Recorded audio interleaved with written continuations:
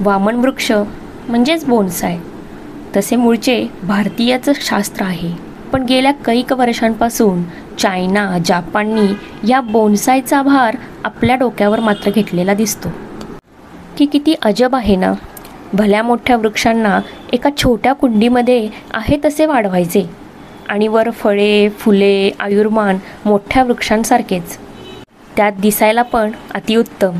उद्यान बागा यांचे सौंदर्य वाढवायचेच ते काम करतात आणि वर कमी जागेत. असेच विचार करता करता मला आपल्या हल्लीच्या जीवनाचे गणित कुठेतरी या बोन्सायला जोडले गेल्याचे पटकन डोक्यात आले. हल्ली आपणही बोन्सायसारखेच जीवन जगत आहोत, हो ना. नकळत मन बालपणीच्या त्या वड पिंपळ जांभूळ ह्या वृक्षांकडे वळले.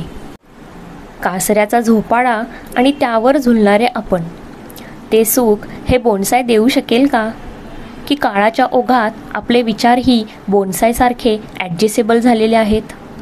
तसे आपले मन हे अफाट विचार इच्छा अपेक्षा हे अशा भल्या मोठ्या वटवृक्ष कल्पवृक्षासारखेच असतात नॅचरली, हो ना.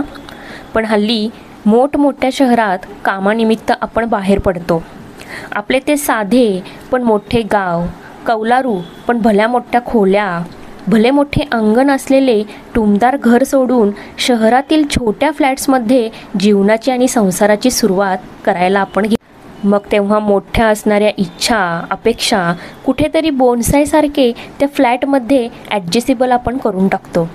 जेव्हा ती बोन्सायची झाडं माझ्या नजरेस पडतात ना, तेव्हा मी स्वतःला ते रिलेट करते की खरेच की आपले जीवन बोन्सायसारखेच झाले आहे, हो ना. एवढ्याशा कुंडीत आपला भला मोठा संसार आपल्या भल्या मोठ्या जीवनाच्या अपेक्षा इच्छा आपण त्या कुंडीसारख्या फ्लॅटमध्ये बोन्साय केलेल्या वटवृक्षासारखे लावून टाकतो. तरी सर्वांना ते जीवन सुंदर वाटते जसे बोन्साय वृक्षाचे असते. तरी एका छोट्या कुंडीतील बोन्साय जरी असलो तरी वटवृक्षासारखे जीवन आपण जगू शकतो. शेवटी आपण ॲडजस्टेबल प्राणी आहोत ना. पूर्वीचा काळ आपले बालपण हे आपण एखाद्या मोठ्या वटवृक्षासारखे जगत होतो. आपले राहणीमान हे मोठे होते, आपले विचार हे मोठे होते, आपला माणुसकीचा जो गोतावळा होता तो मोठा होता. तर हे सगळं आपण वटवृक्षासारख्या किंवा कल्पवृक्षासारख्या मोठ्या झाडांकडून शिकलो.